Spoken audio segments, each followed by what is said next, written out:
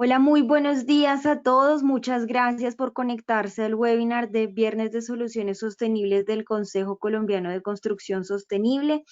Hoy tenemos este webinar muy especial, Sostenibilidad, un concepto transversal y multiescalar.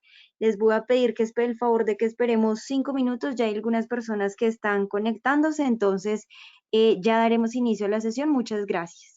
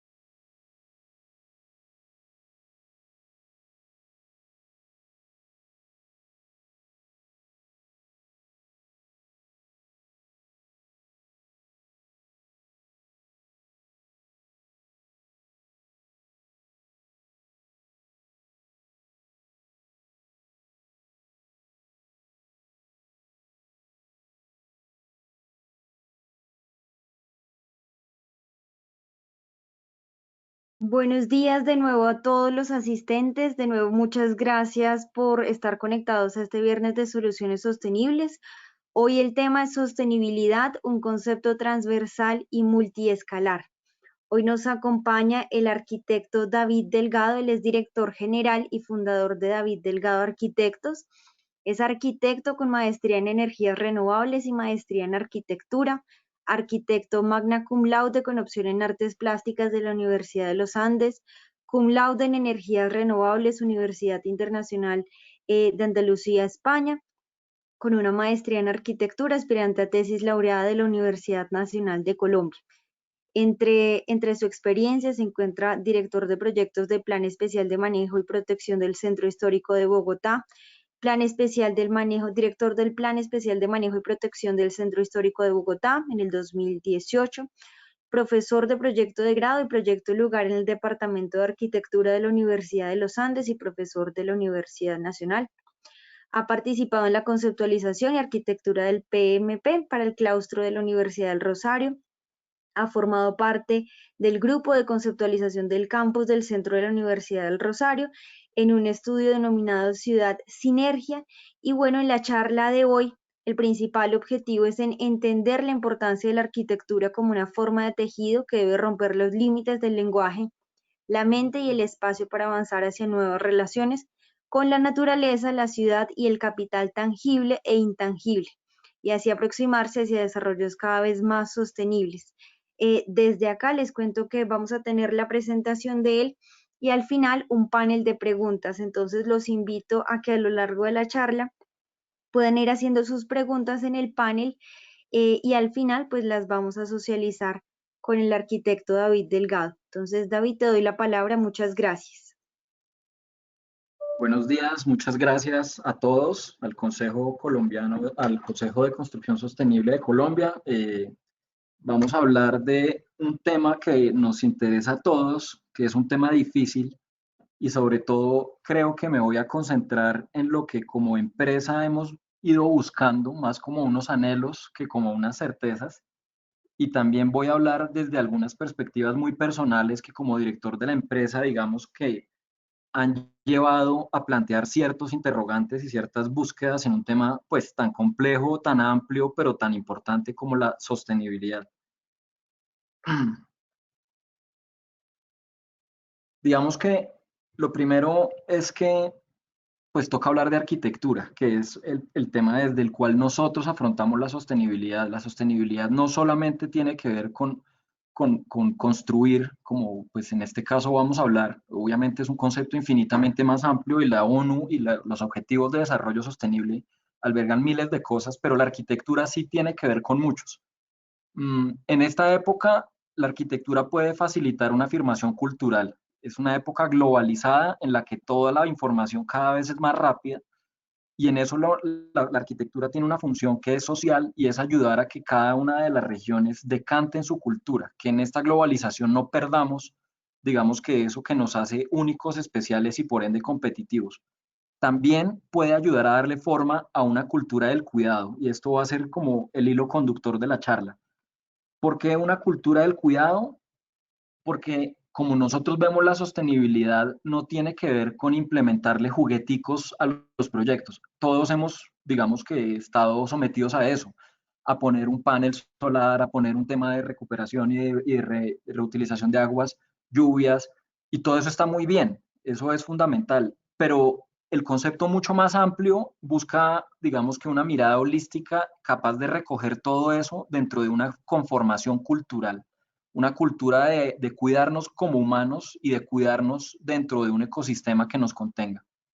Y finalmente, la arquitectura puede contener rituales significativos que permitan reconocer y amar lo que somos como colectivo y el lugar donde nos cultivamos. Si no hay un tema profundo de amor, y eso pues va a ser un poco metafísico, pero es clave y se traduce en temas físicos, como lo vamos a ver, es muy difícil que podamos avanzar. Entonces, digamos que en esta época somos parte de una gran misión social y es la de tejer y equilibrar. Eso es lo que como fundamento ha sido el origen de nuestra empresa.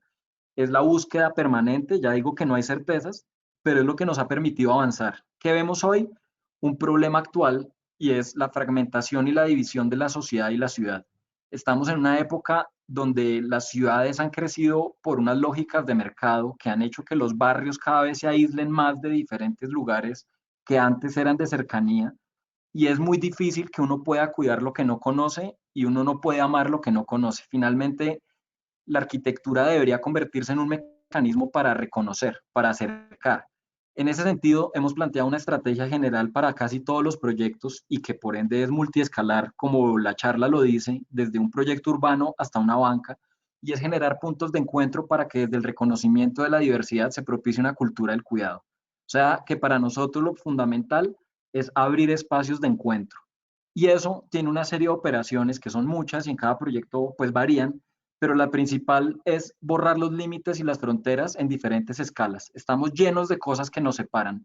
La noción de público y de privado, la noción de adentro y afuera, la noción de mi vida íntima y de la colectiva, la noción de día y noche, todo el tiempo estamos separando, digamos que el tiempo y el espacio de los rituales con nombres, con ideas, con preconcepciones que generan rupturas y nosotros creemos que más bien hay que armar umbrales para la reunión de la diversidad, lugares para la vida y en una época tan difícil como la del COVID, poder hablar nuevamente de cercanía y ese es un gran reto. Ahí en la derecha hay un plano de lo que es la topografía de Sudamérica y es muy bello porque esa geografía, digamos que esa condición de suelos que se inclinan, tiene su parte móvil en el agua y esa continuidad de la vida que nace en las partes altas de los cerros, que viaja por el suelo y llega al océano para nuevamente elevarse al cielo en el viento, es un tema que para nosotros se ha vuelto fundamental como entendimiento. En la derecha vemos la 26 y su construcción en una época en la que se apostaba por el vehículo y las grandes avenidas con rupturas de tejidos que antes permitían caminar de un lado a otro y que, como ustedes se imaginarán, en la noche lo que implica caminar por la 26 pues es muy peligroso porque no hay cercanía, no hay actividad en los primeros pisos, no hay balcones que miren. Entonces, esa lección del agua que va desde esa condición planetaria, pasa por las cordilleras, que además ha cultivado y de alguna forma tallado lo que somos como país, hay que meterla dentro de la ecuación como un entendimiento que se puede llevar en diferentes escalas. Y por otro lado, esa condición espacial de lo continuo hay que llevarla a una condición del tiempo. Esta es nuestra propuesta del Museo Nacional de la Memoria, que damos de tercer puesto en este concurso, que para nosotros fue una gran investigación porque sobre todo suponía recoger la memoria para proyectarla, o sea, una visión futura. Entonces, básicamente, la arquitectura tiene que vérselas con la pregunta de ¿a dónde vamos? Y esa pregunta tiene que ver con reconocer de dónde venimos, de cuáles son, digamos que nuestras raíces de verdad culturales e históricas y cuáles son nuestros anhelos. Y esa pregunta de en qué anhelamos convertirnos es la que vamos a tratar de ver, que nos hemos planteado en varios proyectos y que muchas veces son frustraciones que no se logran porque no voy a hablar de que todo nos ha salido bien. Hay muchos problemas, hay muchos errores, hay equivocaciones, pero sobre todo hay unos anhelos que se van convirtiendo en una experiencia acumulada y esa búsqueda de romper límites para generar cercanías. Básicamente, eso, digamos que en este concurso, que fue un concurso reciente, Argelia trataba de romper ese límite que se ha convertido en una cuenca de río que separa la ciudad para conectarla y abrirla por medio de espacios públicos que se vuelvan una composición de ciudad.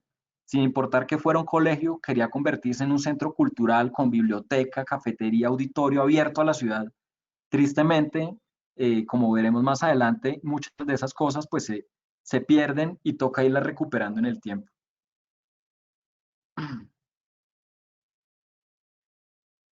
Acá no salió ese dibujo, no sé cómo se borra, pero bueno. Eh, Esto es el contenido de la presentación. Básicamente partimos de entender que el paisaje pone a la vida en el centro, que los límites, como ya dijimos, la idea es que no separen, sino que sirvan para integrar, que todo el tiempo vamos a estar hablando de cómo el paisaje sirve para ser pedagógico, para orientar en el tiempo y en el espacio, y eso lleva a una forma de arquitectura que se vuelve también una forma de ciudad. Venimos de una época en la que se ha privilegiado todo el tema económico, digamos que la parte social y ambiental han estado supeditadas a la fuerza del mercado y eso ha generado una ruptura clarísima. Las ciudades que tenemos tristemente en Latinoamérica carecen de cierta belleza y de cierto equilibrio y lo que pensamos es que esa forma visible de las ciudades tiene su origen en una crisis espiritual, que es una incapacidad de leernos como un conjunto, como parte de un todo mucho más amplio y que el gran reto de la sostenibilidad desde la arquitectura está en integrar a los diferentes actores y los diferentes intereses sociales, económicos y ambientales para generar equilibrio y para poder avanzar.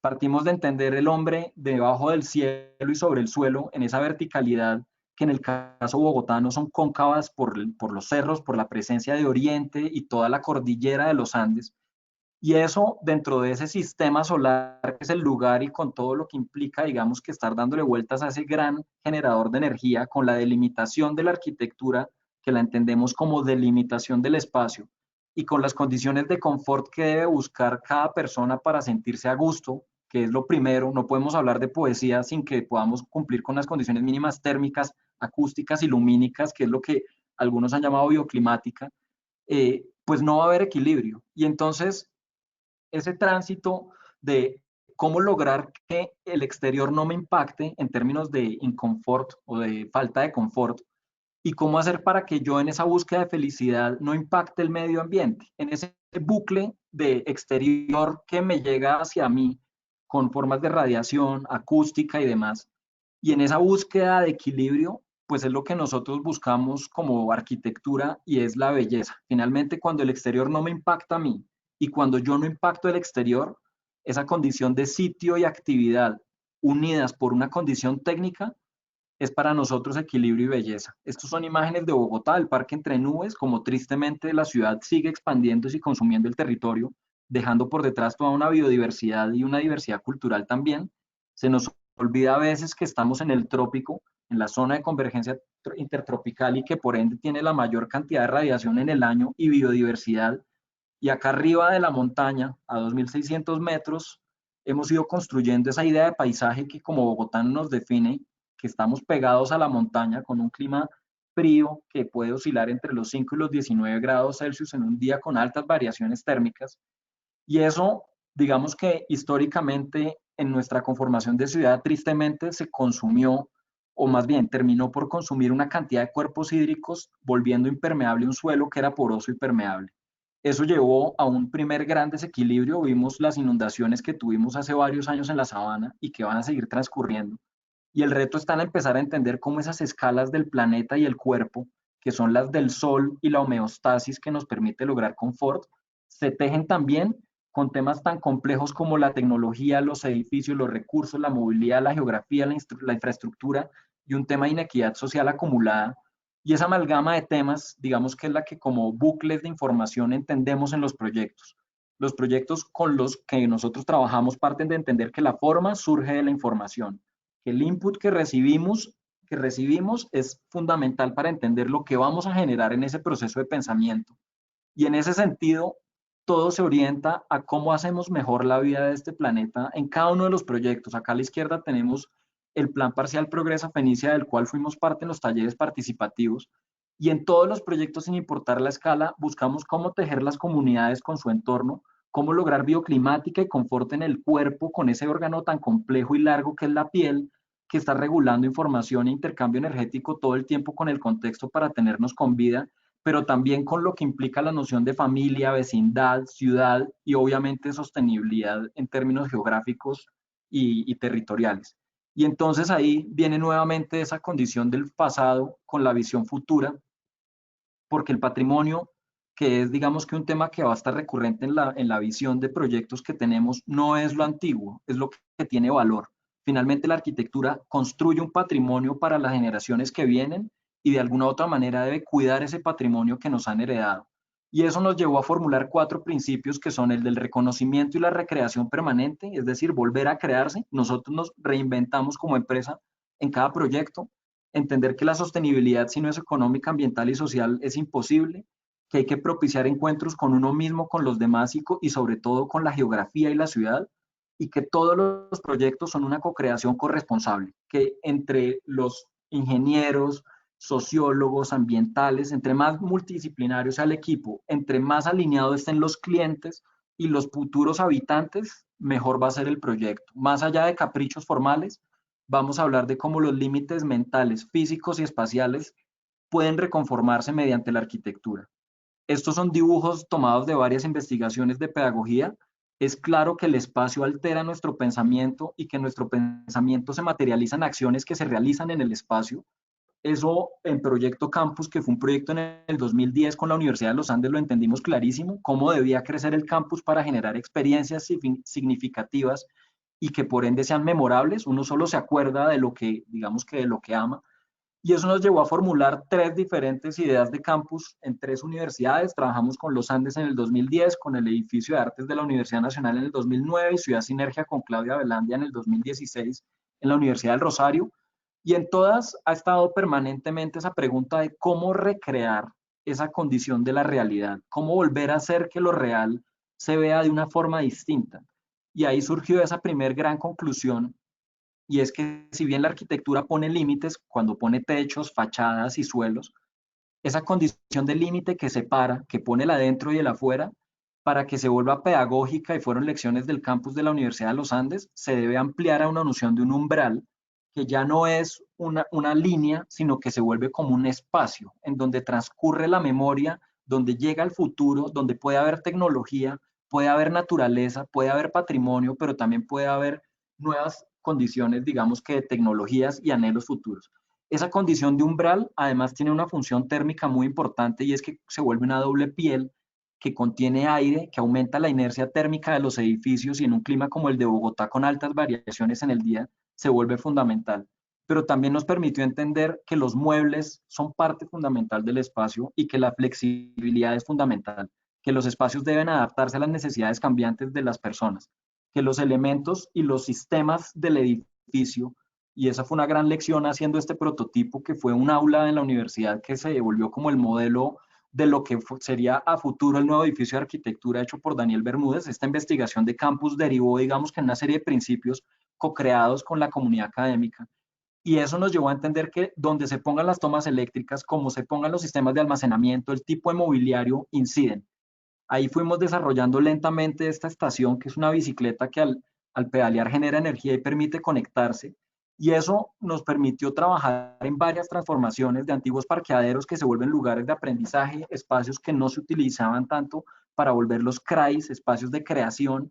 Esto lo hicimos con la Universidad del Rosario en varios lugares, pero luego tuvimos un reto muy importante y fue llevar eso a una idea de ciudad cuando en Fenicia entender que la ciudad del cerro y la universidad se reúnen en un triángulo muy complejo con diferentes miradas y que al entender que esos principios llevados a unos talleres participativos con las personas, donde pensáramos ideas de familia, de barrio y de ciudad, pues permitió plantear una cantidad de escenarios que hoy, digamos que lentamente se han ido materializando en un proyecto maravilloso que está haciendo la Universidad de los Andes y que cada vez ha vinculado a más actores, que realmente va a renovar y regenerar un tejido social, espacial y geográfico de una esquina muy importante. Partió de entender que desde el individuo hasta la construcción de familia hay una noción de hogar que se debía conectar en transiciones de lo comunal hacia lo público, tejiendo una idea de vecindad. Y esos talleres que fueron maravillosos nos permitieron entender que esa pregunta de en qué anhelamos convertirnos tiene que ser de forma sostenible y que tiene que ser de manera colectiva para que de verdad sea, digamos que fortalecida en el tiempo. Todo lo que surja de los caprichos de un arquitecto que se aproxima con preconcepciones de la forma va a ser pasajero. Y esa fue tristemente la realidad en la que nacimos y nos educamos los arquitectos de esta época, pensando que haciendo cosas raras íbamos a ser publicados en las revistas y que por ende íbamos a ser famosos. Y resulta que es que el tema es más bien cómo entre varias miradas, entre todos los actores que intervienen en un proyecto, podemos plantearnos esa pregunta de hacia dónde dirigirlo y así hacerlo sostenible. Esas lecciones de pedagogía y paisaje que nacieron en la creación de campus universitarios y en la transformación de algunos de ellos, que se ha hecho nuevamente, digo, de manera co-creada con los profesores y los estudiantes, nos permitió entender que no solamente la pedagogía va a estar en los salones, sino que esa pedagogía es muy importante que salga de los salones y que desde que uno pueda aproximarse a la arquitectura, no desde la figura visible, sino entendiendo sus formas profundas. Esto es una imagen de una hoja y una imagen de Quibdó, que era parte de un taller que dábamos en los Andes, pues permite entender que esa similitud en las escalas tiene que ver con el movimiento del agua, que es también la que talla la geografía. O sea que la hoja, la ciudad y la geografía tienen una lógica dinámica detrás que no es estética solamente, sino que es sobre todo una condición dinámica y sistémica. Y esa forma de entender el proyecto nos permitió, tanto en las lecturas de los campus como en la forma como hacemos los proyectos hoy, y poníamos la analogía de las fichas de un ajedrez, que antes de moverlas debíamos estudiar todas las variables para poder jugar y así poder transformar la realidad. Que en las torres del parque la ocupación y la forma cóncava tiene que ver con replegar las ventanas, ampliar la capacidad que tiene la ventana de la vivienda para meterse al paisaje, pero no taparse unas a otras y no tapar los cerros, y que eso permitía además una mayor ocupación en términos de densidad, pero liberando el mayor espacio público posible en el primer piso, que además es para vencer una topografía muy compleja inclinada, creando una topografía artificial en la que muchos puntos en diagonal se tejían para unir diferentes miradas del paisaje, como cuando las muñecas rusas tienen unas dentro de otras. Y que esa recreación de diferentes paisajes lo que permite es que en dados momentos aparezca esto y es una visión a los nevados que aparecen por occidente desde las torres. Y entonces uno empieza a entender que la arquitectura se vuelve en un mecanismo para recortar partes del paisaje y entregarlas. Y entonces esa forma antigua de tallar el cielo con el suelo y digamos que del entendimiento de Salmona de las culturas anteriores a la colonia, de que la arquitectura estaba para poner en evidencia la geografía, pues aparecen donde las torres del parque y sus formas permiten que los cerros no se tapen, entren a la ciudad y que además el solsticio de invierno, verano y los equinoccios, como se ve en la foto de arriba, se recorten, haciendo que esa danza del sol pueda entenderse. Y todo eso nos llevó a plantear una idea de vacío. O sea, la arquitectura que nos interesa como empresa es una arquitectura que no es bella por su forma espacial, sino es bella por los rituales que propicia, por los tiempos. Y esa idea de vacío hecho para reunir naturaleza y colectividad la hemos replicado desde los primeros proyectos como la Biblioteca Paz de Ariporo, que armaba ese espacio central en donde se armaba esa gran plaza por medio de unos edificios que permitían que la ciudad atravesara la vía y se volviera una biblioteca de espacio abierto con especies nativas y con plazas de eventos. Tristemente nunca se terminó de construir y está abandonada allá en el Casanare cayéndose. Se hacía con piedras del sitio y con unas composiciones muy sencillas donde lo importante era recortar el paisaje, también como podría pasar en un centro industrial como este en Mosquera, en donde tanto afuera como adentro lo importante es recortar el paisaje, volverlo parte de la vida, hacer que nosotros los humanos que ocupamos este cielo y este suelo estemos todo el tiempo metidos en él, tanto afuera como adentro. Y eso mismo lo hicimos en el edificio Bohío con una estructura flexible de 8 metros de luz que podía cambiar en el tiempo de uso, pero que estaba organizada en torno a un patio que además de recoger el sol, la vegetación y el agua y meterla al subsuelo para percolarla, se convierte en un espacio de comunidad con cocinas abiertas en donde las personas en este lugar, que es un cohousing que están tan de moda, fue hecho hace casi 10 años o 11, y la gente comparte en cocinas abiertas y la zona de ropas es esa imagen de allá arriba en donde tiene a Monserrate y tiene la vista a las torres del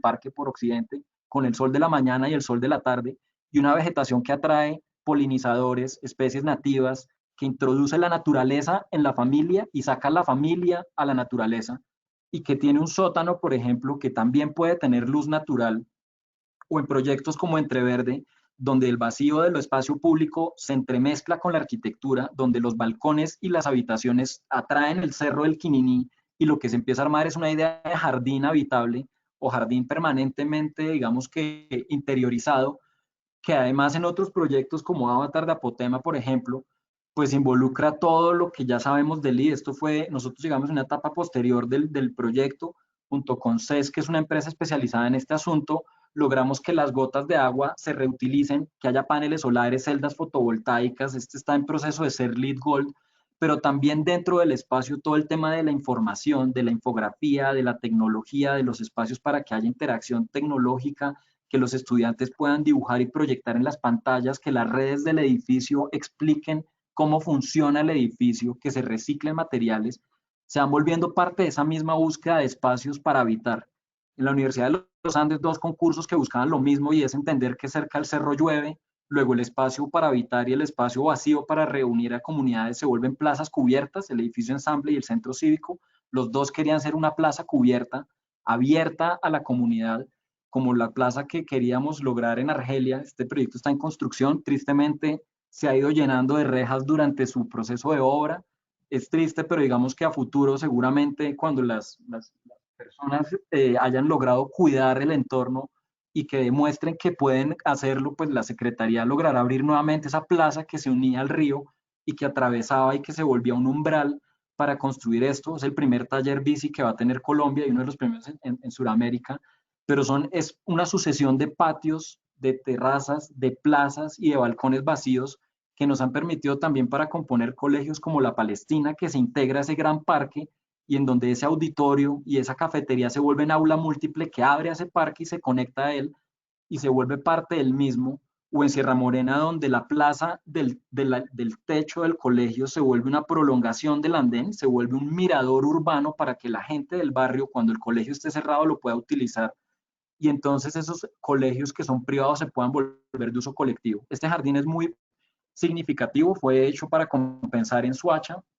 y es una belleza porque cuando hacíamos el concurso les decíamos que esa cabeza, que era un aula múltiple, en algún momento se podría usar de noche cuando el jardín estuviera cerrado y hoy en día se utiliza para encuentros del barrio, para clases con batuta, para temas de danza y yoga, pero en el centro es un jardín y es un aula abierta.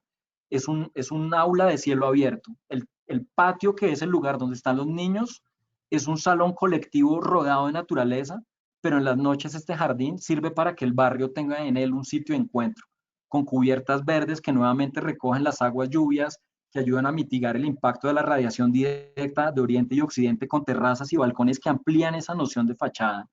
Y acá fue donde nos empezamos a meter con proyectos que recogían edificios y de alguna forma los reciclan, los resignifican, y entonces la memoria, que es el patrimonio, se vuelve también una forma de habitar el presente. Temas como el PEM del claustro del Rosario, como la recuperación de la Quinta Jaramillo Arango, visitada por Le Corbusier y diseñada por Vicente Nasi para volverla parte de un centro cultural en Fusagasugá, un centro gastronómico abierto con un parque circundante maravilloso, o edificios como la Casa Pedro Fermín del Rosario, que son antiguos, pero que tienen que volverse parte de las dinámicas actuales, incorporar las nuevas necesidades humanas y tecnológicas. No se trata de un patrimonio intocable y congelado en el tiempo que ha hecho que todo lo del patrimonio se vuelva una pereza, sino un patrimonio atractivo. Y entonces la arquitectura se fue convirtiendo en una forma de pensamiento. Hay dos proyectos muy importantes que fueron los aeropuertos y las cárceles que hicimos junto con la Universidad Nacional para la Aeronáutica y el IMPEC. Los aeropuertos son en 3 lugares: Ibagué, Yopal, Leticia, con orientaciones distintas, condiciones culturales y climáticas distintas, pero tenía que volverse un sistema replicable, fácil de construir, fácil de diseñar y articular en muchos, digamos que sistemas mecánicos, hidráulicos, eléctricos, de biología, con actores sociales, muy rápido. En cerca de 6, 7 meses tenía que estar diseñado. Entonces, compusimos con unos módulos de 1,20, que es el número sagrado. 12 es un número que se puede partir por 4, por 3, por 2, por 6. Y esto nos permitió entender que todo el programa podía entrar en esa modulación y conformar unos patios que metieran la naturaleza nuevamente, que rompieran esa noción de límite que separa, que cuando uno llegue a un aeropuerto de estos no se tome un café en un McDonald's, sino que se lo pueda tomar sentado al lado de una Victoria Regia o un Morichal en el llano. Y eso iba a organizar un programa, unos servicios, unas redes y unos envolventes que respondían a diferentes condiciones climáticas.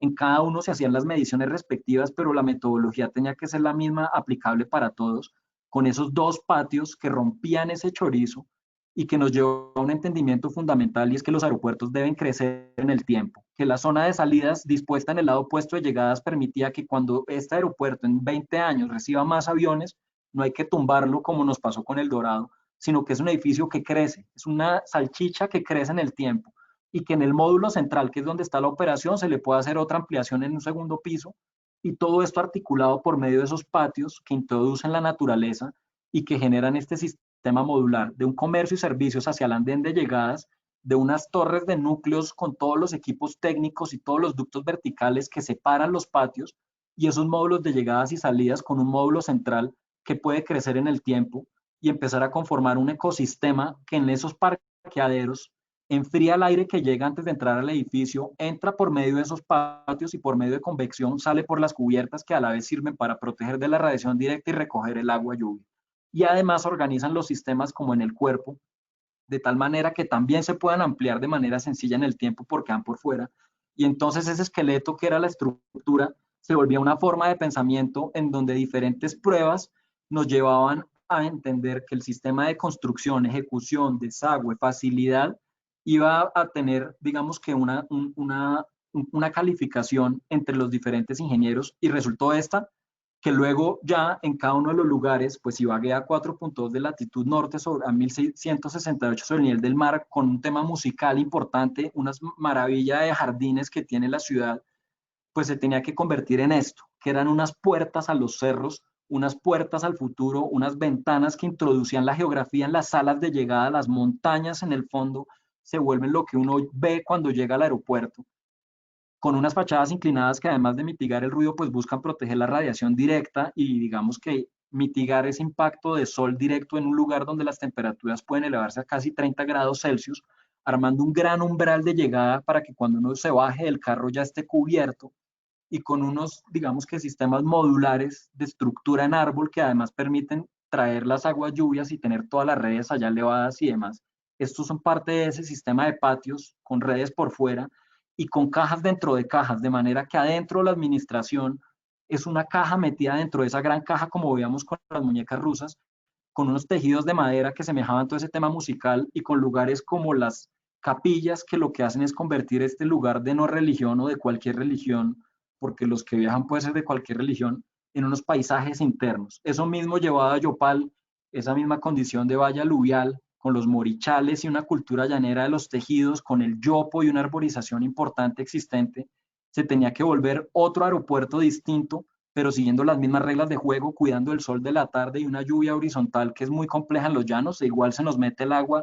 En parte sabíamos que iba a ser un tema, pero tocaba dejar abierto esto para que sirviera como convección permanente y con todo ese entramado de la madera en donde nuevamente la geografía entra al aeropuerto y se vuelve la fachada. La fachada real del aeropuerto son los cerros, son los árboles, son esos espacios intermedios entre el adentro y el afuera donde la gente se puede sentar a tomarse un café, a embolarse los zapatos, con patios que permiten iluminar y ventilar los espacios de llegadas y salidas y con una fachada que, al igual que los tejidos del llano, pues recrean esa condición. Y Leticia, con una humedad altísima, unas temperaturas elevadas, un viento que viene de todos los lugares, pero de una forma muy suave. Leticia está entre un triángulo de la Amazonía, el aeropuerto y la Tabatinga o la frontera con el Brasil. Teníamos que adaptarnos a la preexistencia de las pistas y las plataformas, pero nuevamente la idea era crear ese umbral. Antes de que empezara la pandemia estábamos en Leticia con la suerte de que nos decían que se volvió el gran espacio público, la gente va a hacer aeróbicos al andén, el aeropuerto no se ha terminado, es una obra que no se ha concluido y ya se volvió un espacio público significativo, con esas cubiertas que al igual que la serpiente que nos la recordaban todo el tiempo en el Amazonas, la serpiente que es como el río y el agua, pues esa serpiente se vuelve una cubierta de concavidades y convexidades que introducen luz sur y norte estable, que protege la radiación directa, que recoge el agua y que permite convección natural del aire para que nuevamente se ventile con unos ventiladores. Y ese andén es el que está actualmente hoy, a futuro es como el de la derecha ya con la piel, ya es un espacio cubierto con sombra, con vegetación, que se volvió un gran espacio público que remata un paseo que desde el río introduce la ciudad. En las cárceles el reto fue en clima frío y cálido crear unas condiciones atmosféricas amorosas. De este proyecto no podemos mostrar mucho porque por seguridad nacional no se puede, pero lo importante de este proyecto fue decir, hubo errores, pero también hubo acertos. No debemos castigar a las personas que se han equivocado. El espíritu de la Nacional para este proyecto fue todo lo contrario. Las cárceles deben dar amor, deben volverse en un instrumento de pedagogía. Pueden tener cubiertas verdes, pueden tener un control térmico interno, pueden propiciar salud y respeto en una población olvidada muchas veces. Y finalmente, para ir cerrando, todas estas reflexiones nos han ido llevando a cómo eso en varias escalas se va volviendo una forma de ciudad y de sociedad. La Plaza de Cota, que fue otro intento fallido, un concurso que ganamos con varios socios, era una plaza que entendía esa condición de que actualmente hoy una ciudad que tiene pocos carros, mueren personas atropelladas porque la vía atraviesa la plaza. Nosotros proponíamos quitar esa vía y volver la plaza como un gran espacio flexible, peatonal y significativo. Tristemente nunca se construyó, o al menos no de la forma en que se pensó, pero empezó a volverse esta reflexión desde hace ya como unos 10 años que fue este concurso, en una constante búsqueda de sacar el carro, introducir el peatón y los árboles y los rituales. Y entonces era una plaza que no quería ella ser protagónica y fotogénica. La arquitectura de fotos nos parece que tiene esa triste desgracia de obedecer a la figura y no a la forma, no a las lógicas profundas.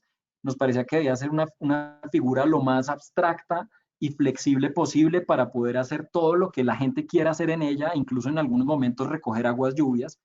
Esa misma reflexión la llevamos a Barranquilla, a la isla de La Loma, una isla de 96 hectáreas, que lo que buscaba era conectar el centro histórico de Barranquilla con el río Magdalena, crear un frente de río, poner la alcaldía en ese punto donde ese malecón, que además se volvía parte del carnaval, se desarrollara. Esto después tuvo otros desarrollos, algunas intenciones como la de la diagonal creo que quedaron, y de poder armar todo ese frente de río que ya Barranquilla tenía como preocupación. Nada de esto no lo hemos inventado nosotros, todo esto es parte de lo que nosotros materializamos como anhelos que nos comunican a donde llegamos.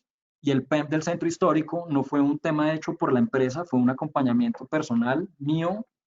Tuve la gran suerte de que Bogotá me llamara desde el Instituto Distrital de Patrimonio Cultural a dirigir el PEMP en su formulación por un año y después dirigir los proyectos en el otro año. con un área de estudio de 900 hectáreas en un lugar maravilloso donde nacen 9 quebradas, donde está cerca del 33% del patrimonio material de la ciudad, con 6 contextos arqueológicos y con unas comunidades tradicionales aferradas. Entendimos que ese lugar, que es el corazón de Bogotá, se tenía que volver no solamente un lugar patrimonial, sino un lugar de conocimiento, un lugar para la creatividad.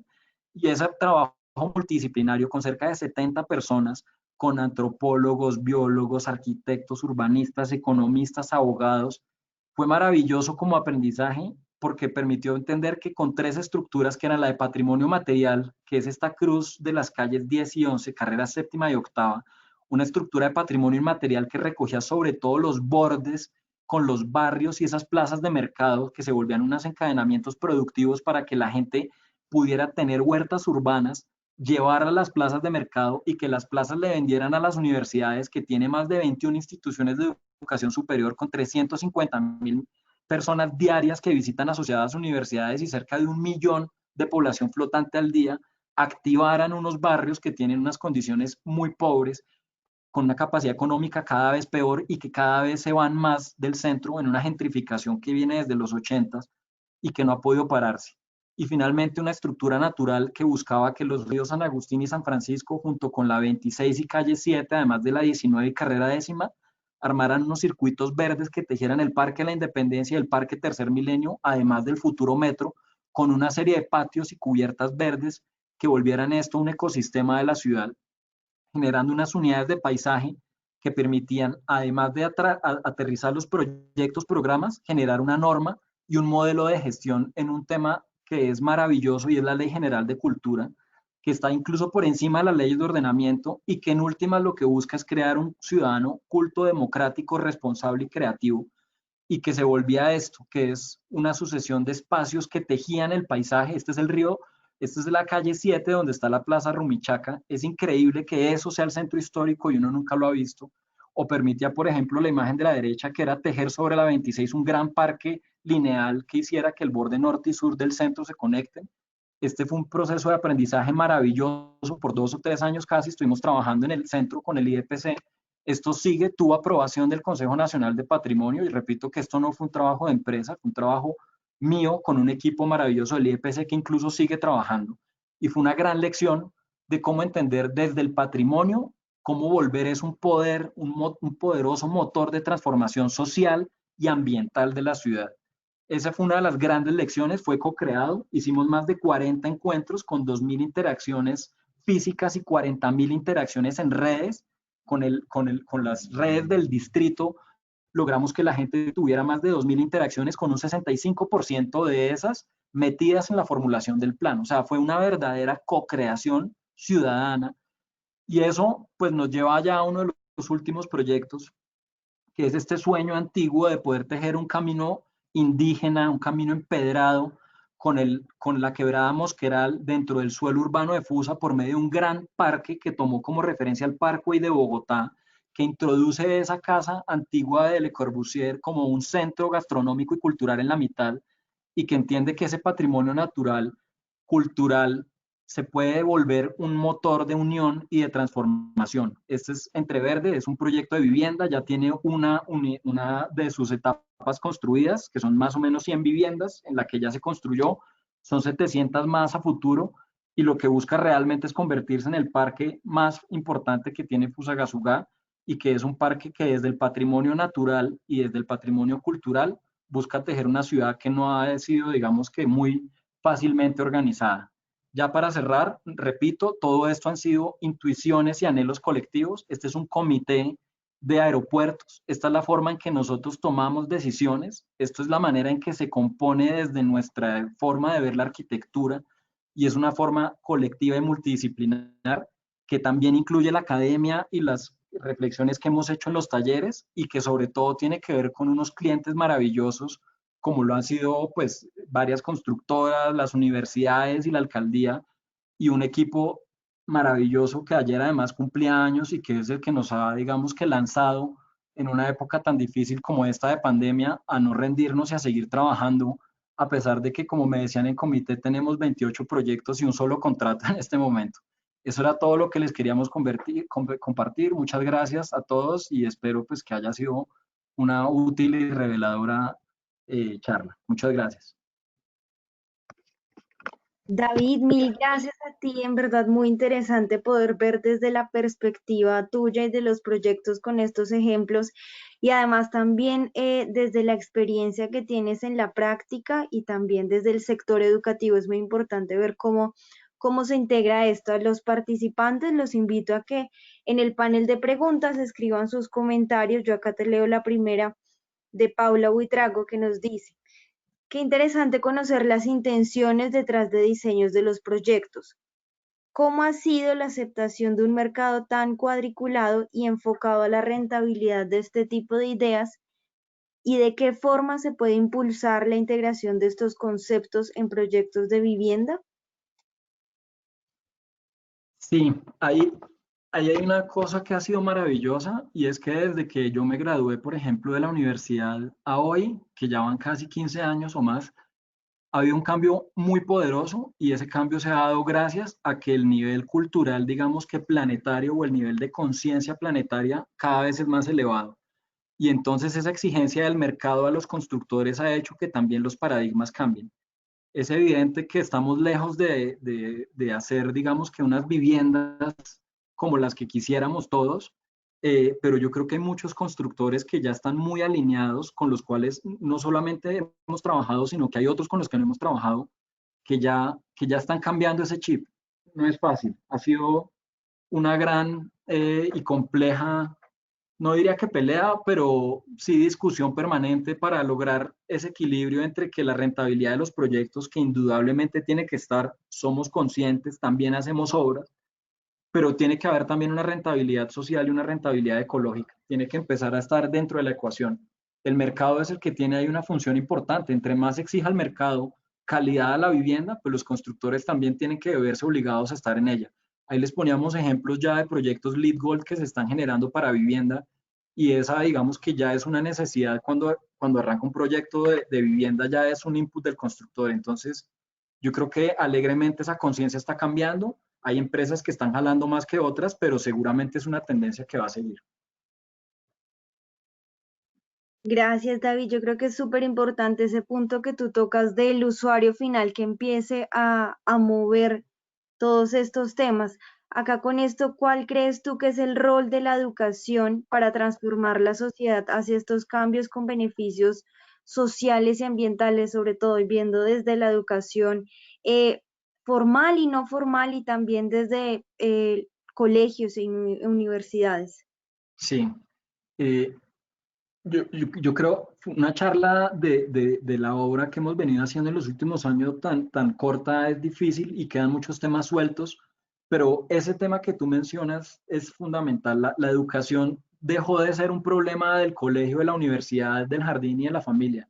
La educación se volvió un problema de la sociedad.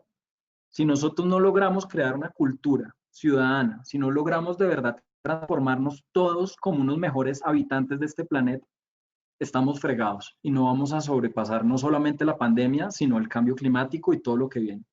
Si no entendemos que la arquitectura y en general la construcción de paisaje tiene una función pedagógica para orientar en el tiempo y en el espacio, para saber que por allá está Oriente, que allá nace el agua y el sol en Bogotá, pero además que venimos de unas culturas y que vamos a tener que transitar a otras si no hacemos que el paisaje, en realidad, todo el conjunto urbano y rural, se vuelvan unos lugares pedagógicos para crear una cultura del cuidado, no vamos a ser capaces como humanos de avanzar. El tema central, en mi opinión, de la arquitectura es pedagógico. La arquitectura tiene que ayudar a crear hábitos y tiene que ayudar a crear nuevas formas de vivir el mundo y de ser mucho más sensible. Si uno conoce su entorno, su geografía y empieza a amarla, seguro la cuida. Si uno conoce su entorno social y a sus semejantes urbanos o rurales y los ama, los empieza a cuidar.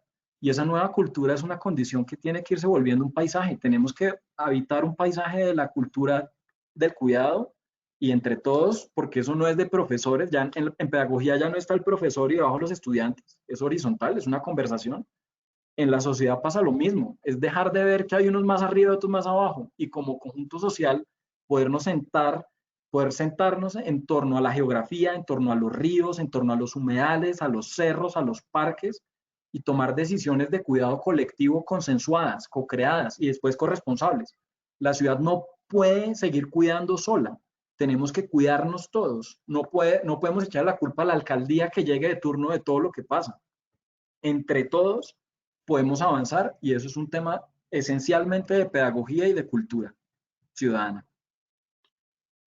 De acuerdo contigo, por ejemplo, estamos en los primeros puestos de biodiversidad y cuántas especies conocemos realmente cerca de nuestras casas, en los lugares en donde estamos. Falta mucha apropiación, considero yo, de nuestros espacios. Acá, entre los comentarios están muchas gracias, excelente por los temas. Juan Pablo Granados te dice felicitaciones por tu equipo, a tu equipo de trabajo por las lindas, importantes intenciones y percepciones en el aporte al progreso de nuestra arquitectura social. Acá Carlos Clavijo nos dice, en el Caribe colombiano, con sus altas temperaturas y humedad, la transformación en la conceptualización de la vivienda de clase media ha sido negativa por la estandarización de los constructores en que un proyecto en Bogotá funciona igual que en Barranquilla, pues no están teniendo el clima y las condiciones específicas. Sí, Y tristemente, esa es parte de la reflexión en torno a la pedagogía. Si todos empezamos a tener esa sensibilización, pues la respuesta va a ser efectivamente mejor. El aire acondicionado es un desastre, o sea, el consumo energético innecesario por elementos mecánicos que ayuden a mejorar el clima es un desastre. Hay lugares complejos como Barranquilla o la Amazonía con humedad relativa muy alta, que no solamente se vuelve un tema de temperatura, sino de deshumidificación, pero efectivamente poder entender, y allá voy con ese tema de la estrategia de introducir la naturaleza al espacio arquitectónico y sacar la actividad a la naturaleza. Si las cajas que se vuelven las viviendas que se están haciendo por todo lado no empiezan a entender que los balcones, las terrazas, además de ser lugares para vivir de la naturaleza, se vuelven unos sistemas de protección de la radiación directa, pues vamos a seguir haciendo unas viviendas que no ayudan a tejer. O sea, si no empezamos a sacar a la gente del encierro de un aire acondicionado para que pueda vivir la ciudad, pues va a ser muy difícil. Y en eso, pues, tanto en Bogotá como en Barranquilla o en cualquier lugar estamos en un proceso muy lejano de verdad tejer no solamente la vivienda, sino el espacio público con una verdadera, digamos que vinculación cultural y geográfica.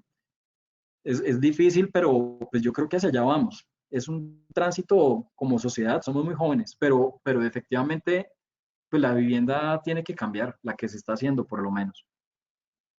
de acuerdo. Edwin García pregunta, ¿cómo has integrado en tus proyectos los materiales sostenibles? Sí, hay una triste verdad y es que casi nada es sostenible realmente. O sea, todo lo que hagamos tiene un impacto. La condición que hay que buscar es cómo mitigar impactos y cómo motivar condiciones favorables.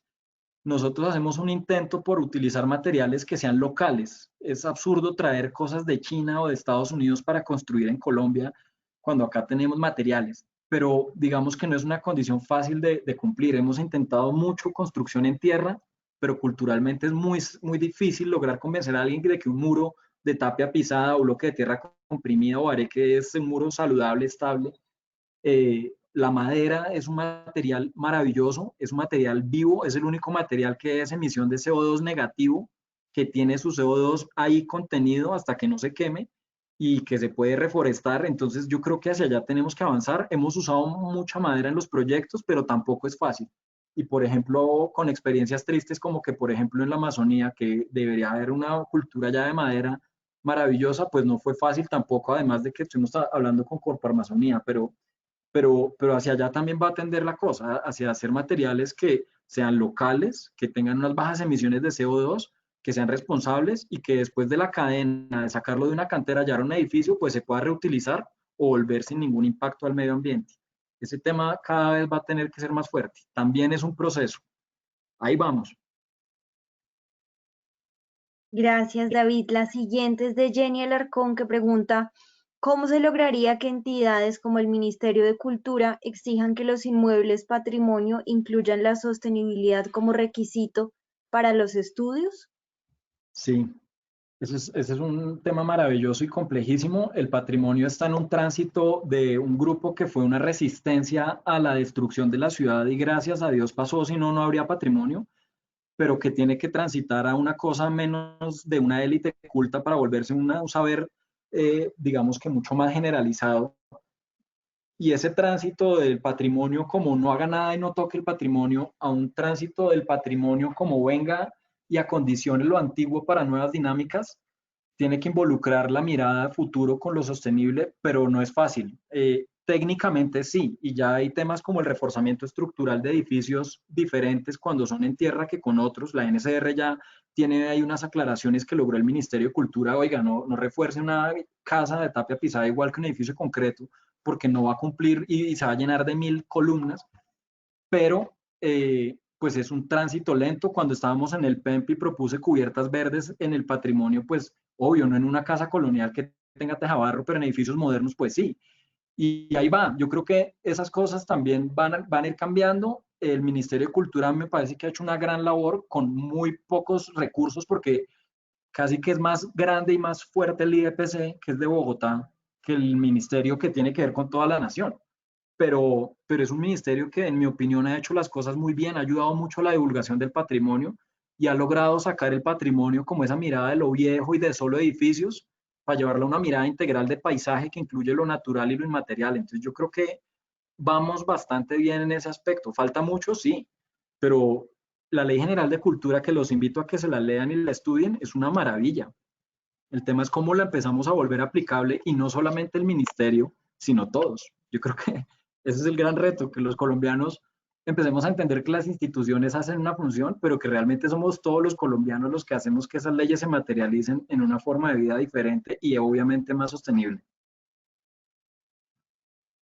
Gracias, David. En línea con lo que dices de la visión integral, Alexandra Hincapié pregunta si ustedes trabajan el análisis de ciclo de vida en sus proyectos.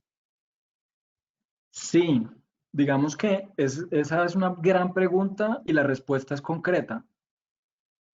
Entre más flexibles sean los edificios, más sostenibles van a ser. Y esa es una premisa. La modulación y la coordinación modular es fundamental. Entender cuáles son las medidas, que el famoso módulo de 12, que también es el módulo de los perfiles metálicos que permiten cortarse en 6, en 3, en unos 50, en 20, va a evitar desperdicios en obra, cuánto tiene que ver las baldosas y demás, ya es una parte fundamental. Que los edificios puedan ser desarmables, yo no soy muy de esa política. Yo creo que más bien hay que hacerlos para que aguanten el tiempo, pero que cambien de uso. Hemos hecho algunos experimentos pequeños, puntuales, de pensar en que se puedan hacer cosas efímeras, pero me parece más sensato es pensar que si la coordinación de la estructura con unos ejes que permitan unas luces flexibles, ojalá amplias, que cuadren para que los materiales no tengan un desperdicio elevado y que pueda llegar a ser un colegio y a futuro se pueda convertir en oficinas y después si toca en vivienda, como lo hemos visto en varios proyectos, la vivienda se tiene que volver y en eso el sistema industrializado para mí es muy negativo porque las cajas de vivienda que no hacen, que no permiten que la gente pueda cambiar su familia y su conformación familiar porque los espacios no cambian, son tenaces. En Entreverde nos dimos esa apuesta, hicimos proyectos de vivienda con parqueaderos debajo del edificio y pórticos, pero económicamente ha sido una cosa compleja. Pero lo que permite eso es que si la familia es de 5 personas, pero el hijo se fue a estudiar y se volvió de 4, pues la alcoba se vuelve parte de la sala. Y eso es muy importante, porque eso también tiene que ver, y no lo expliqué en detalle, en cómo se ponen los servicios y cómo van las redes. Si uno logra agrupar realmente los servicios, modula la estructura y hace fachadas que de verdad permita que los espacios habitables estén en una franja y puedan cambiar en el tiempo, pues ese edificio va a poder ser vivienda, va a ser para cocinar, para trabajar, para dormir y va a ser un edificio que funciona. La mayor condición para el círculo de vida o el ciclo de vida de los edificios, en mi opinión, tiene que ver con que pensemos estructuras flexibles, tanto en el espacio público como en el comunal y en el privado. Los edificios y los espacios deben cambiar para que la gente los apropie y los viva. Y eso creo que es como, en mi opinión, la forma más responsable de aproximarse al ciclo de vida de los edificios.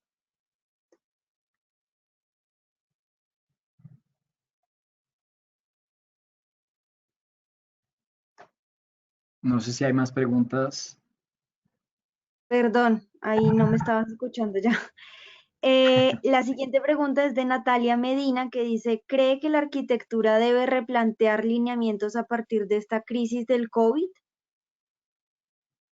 He leído mucho de ese tema en todos estos días y lo único que le puedo contestar a nuestra colega y querida Natalia es que lo único cierto en esta época es la incertidumbre y que la gran lección que nos deja esta pandemia, que ha tenido varias positivas, es que la vida hay que vivirla cada día feliz y con los problemas que trae. Lo que va a pasar con la arquitectura, con la ciudad, con la política y la economía pasado mañana es una especulación y el que diga que sabe está mintiendo. La arquitectura va a cambiar con esto, pues yo creo que mucha gente se hizo consciente de la arquitectura. Gracias a Dios, muchas personas que nunca habían pensado en qué es la arquitectura, pues tienen que vivir para bien o para mal en buenas o malas condiciones espaciales pensadas por arquitectos y construidas por constructores.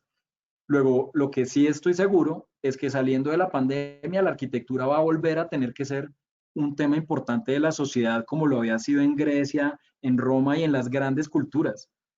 Oyendo a Harari y oyendo a varios autores, pocas civilizaciones han construido tanta fealdad como nuestra época. No estoy hablando de que sea un tema estético, estoy hablando de que sea un tema ético. La arquitectura vista con ética va a generar siempre estética. La arquitectura vista desde la estética pocas veces llega a la ética. Esta época lo que sí tiene es que volvió a centrar la arquitectura en el punto que debería tener y es, a mí no me importa si la foto de mi casa está chévere, va a salir en Axis o la van a publicar en una plataforma de estas famosas, lo que me importa es que sea cómoda, que sea feliz, que me permita vivir con mi familia, con mi mascota, que me permita gozarme el placer de ver el sol o un árbol y ese tema para mí ya fue una gran ganancia que nos deja esta época de pandemia tan difícil y tan triste. Pero es alegre pensar que nuevamente la arquitectura tiene que entrar en la reflexión de la sociedad. Gracias, David. Te robo unos minuticos más con dos preguntas más que están acá. Tranquila, no hay Fabio, problema. Fabio González nos dice, ¿qué opinión tiene acerca de las nuevas relaciones urbano-rurales actuales, Mm. nuevas ruralidades, teniendo en cuenta el aumento significativo de la vivienda campestre y su impacto en el ambiente? De acuerdo a su experiencia, ¿qué tipo de intervenciones se deberían plantear? Sí, gran pregunta, buenísima. Nosotros no hablamos mucho de lo rural, lo hemos venido hablando internamente mucho. Lo rural tiene que convertirse en el futuro, ya lo dijo Rem Koolhaas hace poco, eh, y no ha sucedido. Tiene que ver con políticas de gobierno como los POTS y tiene que ver con un tema fundamental como el que está sucediendo de Bogotá y su ciudad-región por primera vez. Pero desde nuestro campo lo que sí podemos lograr, a veces la complejidad es tan grande y eso fue una gran lección del PEMP. Yo antes del PEMP me estresaba mucho, ahora no me estreso casi nunca por nada porque en el PEMP me di cuenta que uno no controla nada, que los niveles de complejidad cada vez son más grandes y en cuanto a lo rural eso es el gran ejemplo. Lo que yo sí creo es que con la pospandemia seguramente habrá un éxodo de gente que quiere vivir más fuera de las grandes concentraciones y densas concentraciones como la de Bogotá. Richard Rogers dice que hay que hacer unas ciudades densas, compactas y mixtas para que sean felices y sostenibles. Yo creo que esa premisa es maravillosa, pero visto en la pandemia puede que se desbarate. Luego la salida a lo rural va a ser más acelerada y tristemente, como ya se ha venido dando, que la sabana que unos vivimos es muy diferente a la que vemos hoy. Yo lo único que le podría decir es que ante ese complejo e inmanejable panorama, los arquitectos debemos tratar de conciliar una lectura donde nuevamente gane el conjunto social, gane el conjunto ecológico y gane obviamente el que va a ser un promotor de un proyecto. ¿Qué puede ser? Pues que cada vez logremos hacer menos conjuntos cerrados y más conjuntos que tengan una cosa permeable y activa. Esa fue la apuesta de Entreverde. Fusa es una ciudad, digamos que dormitorio, es una ciudad recreo. Esto es un suelo urbano, no es rural, pero lo que era una locura en esa época cuando empezamos el proyecto era hacer un parque con edificios y con bordes activos, porque el paradigma es hacer rejas llevado a una escala todavía más rural, yo no digo que no vaya a haber conjuntos de esos y tienen que salir, pero que cuando un conjunto de esos llegue a un entorno de estos rurales, hagan algo para que mejore la condición de los actores que ya existen y especialmente cuiden los ecosistemas y aún más tienen una cosa positiva y es que la agricultura y la ganadería tienen un impacto ambiental tan grande que estos conjuntos se pueden volver en un sistema para recuperar antiguos ecosistemas y bosques nativos y cuencas de ríos y quebradas.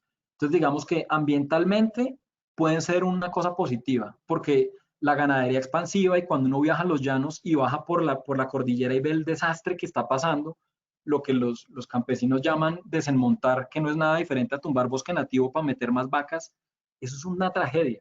En eso digamos que la arquitectura y la construcción se vuelven es una ayuda, y es que ese modelo de agricultura y de ganadería expansiva que ha ido quitando bosque nativo se puede reversar con conjuntos de bajas densidades que se vuelvan ecosistemas. El tema es cómo hacemos que socialmente también se empoderen esas comunidades, que las comunidades de campesinos, las comunidades de personas que han vivido en el campo, también ganen de esa llegada de actores. Y ese tema, pues no lo puedo contestar acá, pero seguramente con promotores responsables que empoderen a esas comunidades locales, que generen empleos y nuevas oportunidades, pues seguramente se puede hacer de forma más equilibrada. No he encontrado buenos ejemplos aún, tengo que decirlo. Gracias, David. La siguiente es de Viaje Arevalo, que nos dice, se ha transformado la composición del núcleo familiar. ¿Cómo responder en proyectos residenciales y urbanos para garantizar la vigencia en el futuro con esta dinámica? Sí, es cierto y tiene que ver con la respuesta que dábamos para el ciclo de vida. La composición familiar tradicional ya no existe. O sea, la familia puede ser una persona sola, persona con gato, 4 hombres, 2 mujeres, y ante esa diversidad que es maravillosa y que hay que celebrarla, lo que tiene que hacer la arquitectura es crear unos buenos habitáculos. Cuando estábamos haciendo el proyecto Campus con los profesores de la facultad, nos preguntábamos si el nuevo edificio debería ser una caja o un estuche. Un estuche es como el de una guitarra que tiene la forma de la guitarra y sirve para guardar solamente una guitarra. Una caja es un elemento que permite guardar un tambor o un violín o una guitarra. La respuesta ante esa pregunta es: hagamos unas cajas que se ventilen, que se iluminen, que tengan las condiciones térmicas, acústicas y de humedad buenas, que no impacten el medio ambiente, que recojan las aguas y las reutilicen, que estén bien implantadas, que liberen un suelo público maravilloso con ecosistemas, que rearborice con especies nativas, que permita que el agua vuelva a entrar al subsuelo, que le dé varias veces una vuelta a la gota de agua, pero que adentro sea un habitáculo en donde hay unas condiciones de confort que puedan ser variables, eso es muy importante. La flexibilidad no solo es espacial, la flexibilidad también es temporal en un clima como el nuestro.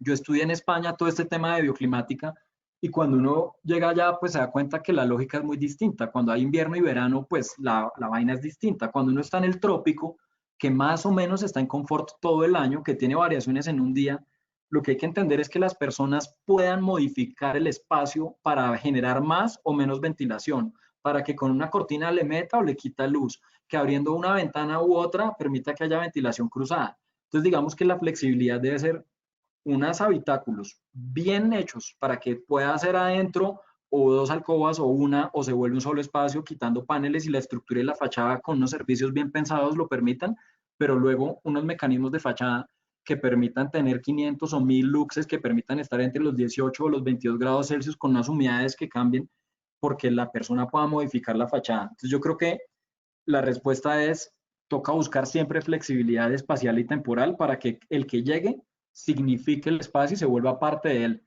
Esa era parte de lo que tratamos de decir en la charla, y es: la arquitectura que llega a imponerse y es arbitraria, pues no permite que el habitante la domestique. Parte de ese vínculo amoroso que hay con la geografía por medio de la arquitectura tiene que ver con que cada persona que llegue la vuelva un poco parte de su piel. La, las células tienen órganos, los órganos tienen una cosa maravillosa que es uno de los más largos y complejos del cuerpo, que es la piel, conectado al sistema nervioso central y periférico. En la homeostasis regula todo el tiempo energía un montón sin que uno sepa. Esa piel tiene una camisa que es una ropa, y luego le pone una ventana que es la casa, pero más adelante hay un árbol que arma un pequeño paisaje, y luego están los cerros. Y al final está la atmósfera que nos envuelve como planeta. Esa sucesión de pieles es un tema que tiene que volverse consciente por medio de una arquitectura que haga consciente al habitante y que lo vuelva parte consciente de esas escalas que decíamos, que cuando los límites no están, sino que uno las entiende, pues el tipo ya sabe que el sol amanece en tal lado. Y eso es una maravilla cuando uno habla con un cliente o alguien que está habitando un espacio que uno hizo y dice: oiga, mire, ya entendí que en diciembre y enero el sol se inclina por allá en el sur, pero que más o menos en septiembre, marzo, en el equinoccio, donde el día dura lo mismo que la noche, más o menos está acá, por en junio y julio está por allá, y empiezan a enlazar desde el cuerpo por medio de la arquitectura a la geografía. Y eso yo creo que es una cosa que tiene que lograr todo proyecto, no solamente de vivienda, oficinas, comercio, pedagógico. Ahí es cuando hablábamos que la arquitectura puede ser pedagógica, se vuelve un instrumento para entender el planeta y sus relaciones en la vida. Muchas gracias, David. Voy con la última de Diego Barajas que dice, ¿crees que la arquitectura ha retrocedido en este tema con relación a la modernidad? ¿Cómo debemos mirar el pasado con miras hacia el futuro? Qué gran pregunta y qué difícil porque yo soy un amante de la modernidad. Mi gran maestro ha sido Le Corbusier. Todos sus libros son para mí un acto de poesía profunda. Cuando conocí a Salmona y su obra, entendí que esa modernidad estaba en crisis porque si no se enlazaba con unas tradiciones y con unas búsquedas mucho más, menos internacionalizables y mucho más de lo local, pues no iba a ser sostenible. Y en esta época, sin duda alguna, la arquitectura está en crisis. Yo no hablo mal de mis colegas ni me interesa, pero yo siento que hay una búsqueda tan desesperada de ser publicado y de que los edificios sean fotogénicos, que esa reflexión de la modernidad y la ruptura con la tradición y de esa supuesta segunda modernidad que supondría cómo enlazarse con las tradiciones, pero con un pensamiento moderno, eh, yo creo que estamos ante una crisis, efectivamente. Y parte de los objetivos de esta charla, pues sin decirlo, y es un objetivo muy pretencioso, está ahí. Cómo desde una arquitectura más ética se empieza a generar una estética y no simplemente cómo copiamos estilos internacionales que han sido famosos y que traídos acá pues han puesto en crisis la arquitectura misma y la credibilidad del gremio. Yo sí creo que hay una crisis y yo no sé si retroceso, porque todo pasa por algo y son ciclos. La modernidad tuvo un momento maravilloso, dejó grandes lecciones, yo creo que ahí están, y la arquitectura moderna colombiana es espectacular, todo lo de Guillermo Bermúdez, Fernando Martínez Sanabria, Bruno Violi, Rotter, Cuellar Serrano Gómez, Obregón y Valenzuela, o sea, tenemos una arquitectura moderna maravillosa. Esa segunda camada de la modernidad de los maestros dejó otra, la gran pregunta es qué vamos a dejar nosotros. Y no creo que sea un retroceso, es parte de una evolución y en esa búsqueda creo que estamos todos. Nadie lo hará mejor. Todos estamos en esa misma búsqueda. Otros estarán con más certezas. Yo creo que nosotros tenemos más dudas, afortunadamente, que certezas y eso nos permite pues hacer una cosa que es cómo logramos esa unión con las tradiciones, pero obviamente pues entendiendo que hay unas nuevas necesidades y sobre todo que vienen unas a futuro. Esas crisis son buenas. Yo creo que algo bueno irá a salir de esta época. Ojalá. Bueno, David, mil gracias por todas tus reflexiones y en verdad por todos los mensajes que nos dejas en esta charla. A todos los participantes, mil gracias por estar. Les vamos a compartir las memorias del evento y pues que tengan una feliz tarde. Mil gracias. Muchas gracias a todos. Un abrazo. Buena tarde. Gracias, que estén muy bien.